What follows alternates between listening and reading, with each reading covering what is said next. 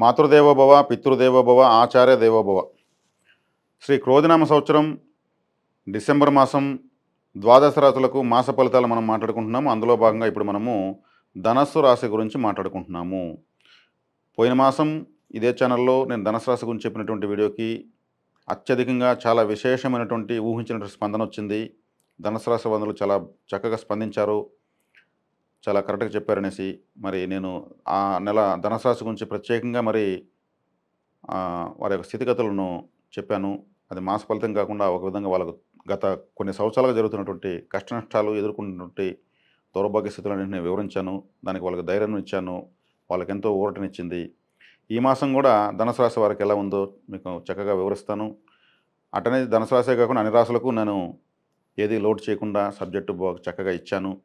అన్ని రాశుల వాళ్ళు కూడా చూసి ఈ రాశి ఫలితాలను చూసి చక్కగా ఆస్వాదిస్తారని కోరుకుంటున్నాను. ఈ ధనుసు రాశి వారికి ఒక విధంగా నువ్వా నేనా టఫ్ ఫైట్ నడుస్తూ ఉంది. ఇది టెస్ట్ మ్యాచ్ అనొచ్చు.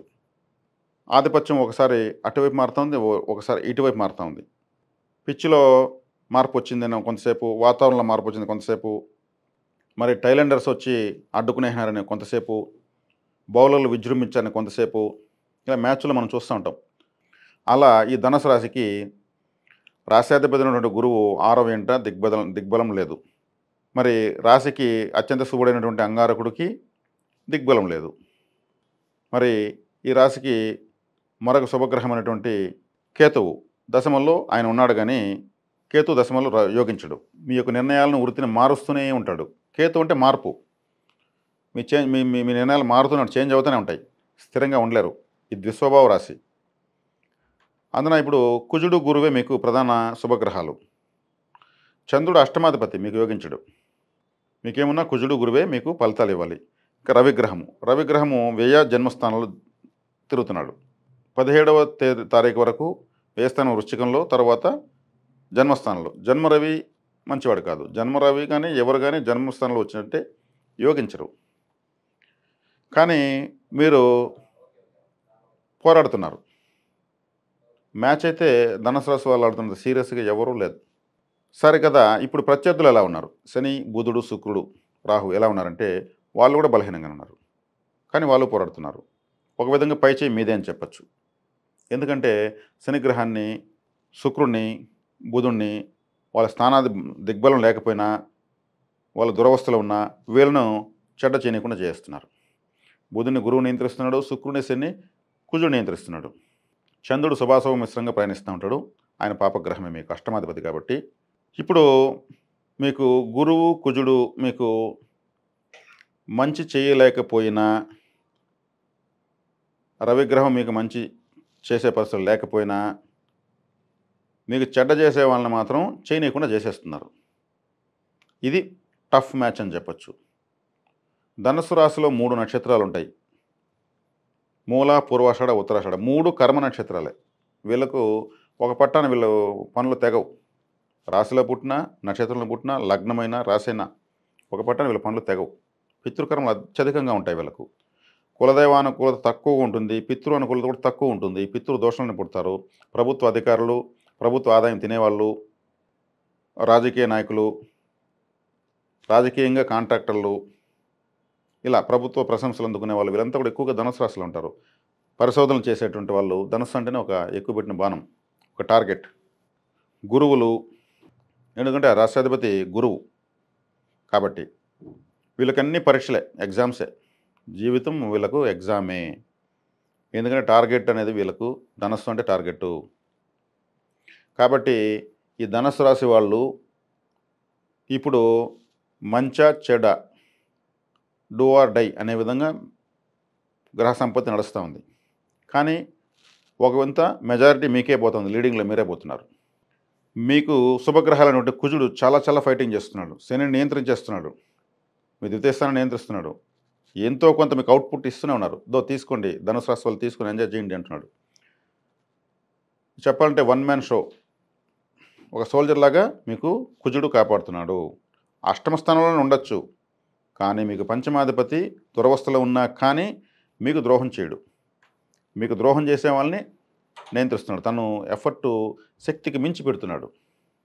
అదేవిధంగా గురువు షష్ఠ స్థానంలో ఉన్నా గానీ మీకు పాపగ్రహం అయినటువంటి బుధుడిని నియంత్రించేస్తున్నాడు.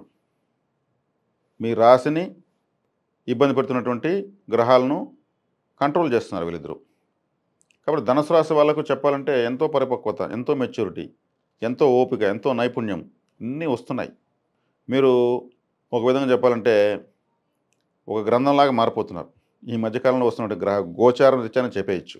అన్నీ ఇబ్బందులు పడిలేసిన వాళ్ళకు జ్యోతిషం అవసరం లేదు. వాళ్ళు మాస్టర్స్ అయిపోయింటారు. అన్ని కష్టాలతో మాట్లాడేసి ఉంటారు. వాటితో సావాసం చేసి, ఫ్రెండ్షిప్ చేసి, బంధుత్వం చేసి, వాటి పొడవు వెడల్పు అన్నీ తెలుసుకునేసి ఉంటారు.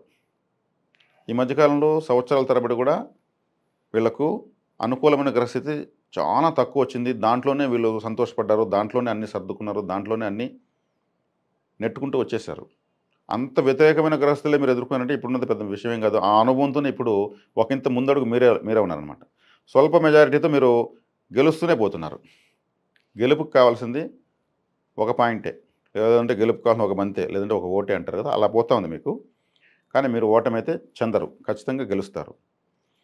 అనుగ్రహించే గ్రహాలు లేవు, మీకు చెడు చేసే గ్రహాలు ఉన్నా అవి చేయలేకపోతున్నాయి. చెడు జరగలేదంటే అంతా మంచే కదా. కాబట్టి మీరు ఈ ధనుసు రాశి వాళ్ళు ఏ నక్షత్రంలో పుట్టినా పితృదేవతారాధన మాత్రం మర్చిపోకూడదు. సూర్య నమస్కారాలు మర్చిపోకూడదు. ఇది మీకు ఎప్పటికీ లైఫ్ టైం చెప్పాలంటే. గోచారంతో పని లేకుండా, మీ జాతకంతో పని లేకుండా, మీకు భాగ్యాధిపతి రవి, పంచమాధిపతి కుజుడు, దశమాధిపతి మరి ధనుసు రాశికి, ధనుసు లగ్నం వారికి మొదటి సంతానం వ్యతిరేకమైపోతారు ఎప్పుడు కూడా. వీళ్ళకి కానీ కూతురు పుట్టినా, కొడుకు పుట్టినా ధనుసు రాశి లగ్నం వాళ్ళకు మొదటి సంతానం వీళ్ళకి వ్యతిరేకం.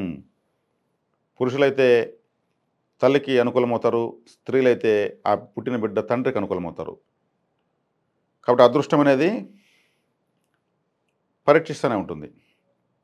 అందుకే కులదేవతారాధన, పితృదేవతారాధన వీళ్ళకి ఆధార్ కార్డు లాంటివి, 2 కండ్లు లాంటివి, ఇది చేస్తూనే ఉండాలి. ఎప్పుడు వరకు చేయాలంటే లైఫ్ టైం చేయాలి. ప్రస్తుతం ధనుసు రాశి వాళ్లకు స్పష్టత నేను ఇచ్చాను, కన్ఫ్యూజన్ ఏం పడద్దండి. ఒకంత మెజారిటీలో మీరే వెళ్తున్నారు. అట్టనేసి పూర్తిగా శుభంగా లేదు, ఏకపక్షంగా ఏమాత్రం ఏమరపాటుగా ఉన్నా కానీ అపజయం మీదే. మళ్ళీ సరి అవుతుంది, కిందకైతే పడరు. ఈ డిసెంబర్ మాసం శూన్యమాసం పెడతా ఉంది, ధనుర్మాసం పెడతా ఉంది. చక్కటి దేవతా పరిహారాలు చేసుకోండి. ఈ మాసం అంతా కూడా ఎక్కువ ఆలయ ప్రదర్శనలు ఎక్కువగా చేస్తూ ఉంటారు. ఈ ధనుర్మాసంలో 17వ తారీఖు నుంచి రవి ధనుర్ప్రవేశం చేస్తాడు కాబట్టి ఇది ఈ మాసం వీళ్ళకి చక్కటి బలాన్ని ఇస్తుంది. అదేవిధంగా ధనుసు రాశి వాళ్ళకు జీవిత పర్యంతము డబ్బులు రావాలంటే ఒక పరిహారం నేను ప్రతి రాశికి చెప్తున్నాను, అట్లాగే ధనుసు రాశి వాళ్ళకు కూడా చెప్తున్నాను. మకర రాశిని బలపరచుకోవాలి. అంటే ధనస్థానము మకర రాశి, మకర రాశిని బలపరుస్తుంటే ధనస్థానాన్ని బలపరచడం అంటే డబ్బులు వస్తుంది, ఆర్థికంగా కరెక్షన్స్ జరుగుతాయి. నేను చెప్పింది చేసే డబ్బు రాకపోయినా కానీ మీకు ఆ డబ్బు అప్పులు అయిపోయి ఉంటారు, అప్పులు తీరడానికి కావాల్సినటువంటి సోర్సెస్ దొరుకుతాయి, అది డబ్బు వచ్చినట్టే. మీరు ఉన్న బస్సును కరిగిపేసి ఒకసారిగా మిగిలిపడటం రాదు. కాబట్టి మకర రాశిని బలపరచుకోవాలంటే మకర రాశికి సంబంధించి మీరు ఏం చేయొచ్చు అంటే, మకర రాశిలో శ్రవణ నక్షత్రంలో శ్రీ వెంకటేశ్వర స్వామి వారికి సంబంధించిన నక్షత్రం అది. చక్కగా వెంకటేశ్వర ఆరాధన చేసుకోవచ్చు, అక్కడ తలనీళ్ళు సమర్పించవచ్చు. అదేవిధంగా వారాహి అమ్మవారిని కూడా, మకర రాశి సంబంధించి వారాహి దేవత చాలామంది ఆరాధిస్తారు, వారాహి దేవత కూడా మీరు ఆరాధించవచ్చు. చక్కటి ఆర్థిక అభివృద్ధి మీకైతే జీవిత పర్యంతం ఉంటుంది. శత్రు నిర్మూలన కూడా జరుగుతుంది. శుభం.